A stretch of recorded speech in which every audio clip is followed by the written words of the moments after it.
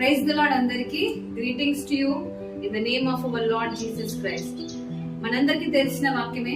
కీర్తనకారుడైన దావీదు కీర్తనలు 42వ అధ్యాయంలో ఇలా చెప్తాడు, దుప్పి నీటి వాగుల కొరకు ఆశపడినట్లు దేవా నా ప్రాణం నీ కోసం ఆశపడి ఉన్నది అని.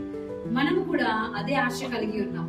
మనందరికీ తెలుసు మన దేవుడు ఆశ గల ప్రాణాన్ని తృప్తిపరిచే దేవుడై ఉన్నాడు. ఈ రోజు ఆయన ప్రేమను, రక్షణను, మేలును, స్వస్థతను అనుభవిస్తున్న మనం కూడా ఆయన కార్యాలను వివరించాలని ఆశ కలిగి ఉన్నాం.